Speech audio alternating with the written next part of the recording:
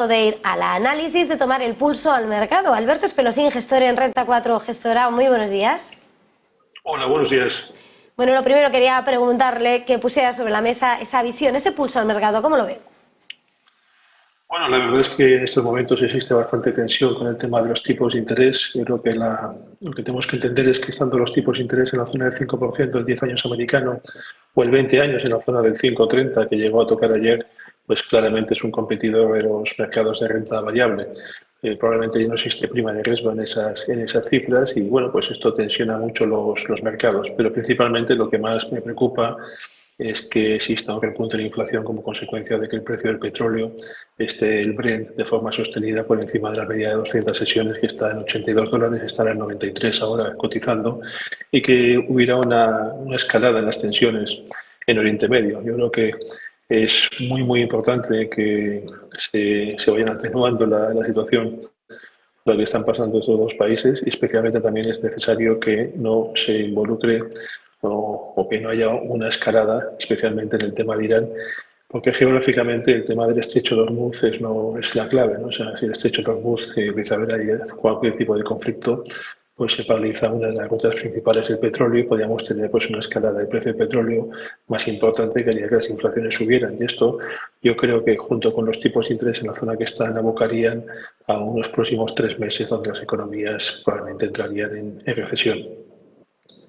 En ese escenario estaba señalando esa preocupación en torno a lo que puede ser, de nuevo, ¿no?, una espiral inflacionista mirando a la energía. A la hora de mirar el movimiento de los inversores también estamos viendo cómo se busca ese refugio, lo estamos viendo en la onza de oro. No sé cómo mide esos movimientos a la hora de buscar esa cobertura ante la incertidumbre.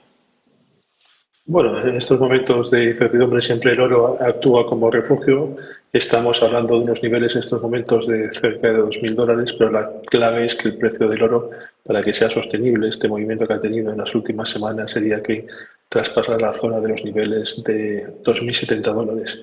$2.070 son los máximos, los dos grandes máximos que ha hecho el precio del oro en el año 20, en el año 22, y si superáramos la zona de 2070 sí que podríamos ver una subida muy importante del precio del oro hacia la zona de los $2.500, que eso probablemente coincidirá con un mercado que estaría pues todavía mucho más débil de lo que está actualmente. En cualquier caso, tendencialmente a largo plazo, no sé si se va a producir esa subida o no, pero tendencialmente a largo plazo, creo que el oro es un activo a tener en cuenta en casi todos los portfolios, porque en la medida en que se vaya demostrando en los próximos años que las economías necesitan de subvención monetaria permanente y veamos ya unos tipos de interés más bajos, pero también veamos esa ayuda de los bancos centrales, porque no somos capaces nosotros de mantener pues los niveles de estado de bienestar o las deudas que tenemos, yo creo que pues se irá viendo como el dólar, pues, el oro pues se va acrecentando en las carteras como un activo refugio interesante, ¿no? Y por ende también, por supuesto, las mineras de oro pues estarían beneficiadas de este movimiento. Estábamos analizando algunos de esos grandes protagonistas del mercado. Hace un momento ponías la mirada en cómo preocupa ese 5% a la hora de mirar esas rentabilidades, esos tipos de interés. Venimos de la resaca de haber escuchado hablar a Jerome Powell, una jornada en la que se esperaba que se mojase un poco diciendo si los rendimientos iban a compensar o iban a aparcar de alguna manera una necesaria subida de tipos de interés. No se pronunciaba en ese aspecto, pero sí reconocía que va a continuar con esa lucha contra la inflación y que sí que tal vez haya que enfriar más el mercado laboral y ese crecimiento para cumplir con ese objetivo. ¿Pone de alguna manera en riesgo o cómo afecta ese objetivo de ese soft landing? Bueno, yo creo que las economías nunca han hecho soft landing en los últimos 100 años, siempre ha sido siempre un hard landing, por tanto el concepto de soft landing que siempre nos hablan los banqueros centrales realmente no existe. Los banqueros centrales lo que hacen política monetaria subiendo, bajando los tipos de interés y durante los últimos años también, por supuesto, con sus comunicados y con sus statements que hacen.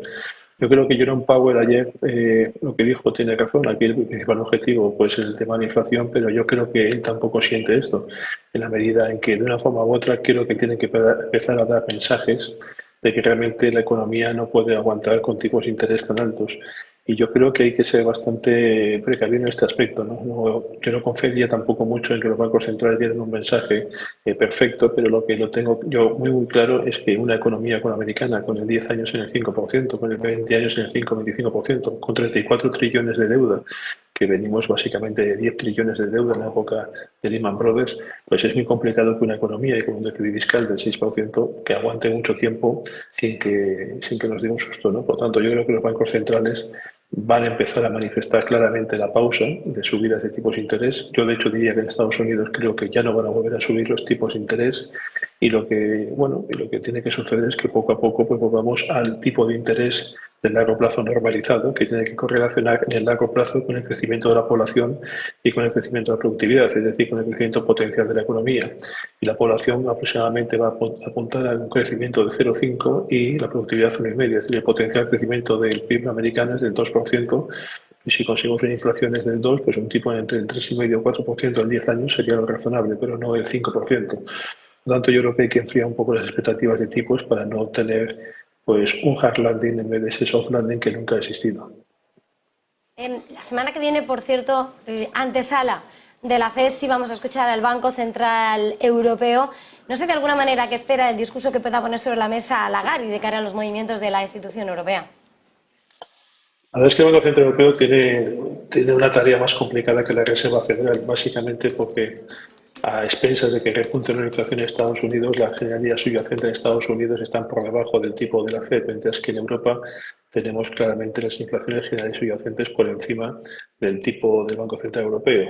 Yo creo que esa tarea que tiene el BCE va a ser bastante compleja, pero yo creo que van a ir al unísono y un poco, yo creo que el BCE debería también no significar nada, quizás ser un poco más hawkish que lo que sea la Reserva Federal, pero no subir los tipos de interés para evitar que una economía como la europea, que tiene un potencial de crecimiento a largo plazo en la zona del 1%, pues no caiga en una situación de recesión. Quería hacer también una parada especial, porque con tanto ruido parece que casi pasan desapercibidos algunos de esos grandes protagonistas del mercado, como es la presentación de resultados. Llevamos gran parte, sobre todo de esos los bancos, grandes bancos americanos ya han presentado. Vemos también a muchas grandes compañías tecnológicas. ¿Qué es lo que le parece de lo que llevamos de esa campaña? ¿Cuáles son las expectativas que tienen de cara al final de año? Bueno, lo que hemos visto desde el punto de vista del consumo privado, hemos visto cierta desaceleración en todas las métricas, tanto en previews que ha habido de compañías de alimentación, también hemos visto en algunas preanuncios en compañías de bebidas que se ve cierta desaceleración, lo estamos viendo en las compañías de lujo, donde no están siendo las ventas que se esperaban. Por tanto, bueno, yo creo que hay una época de resultados relativamente floja.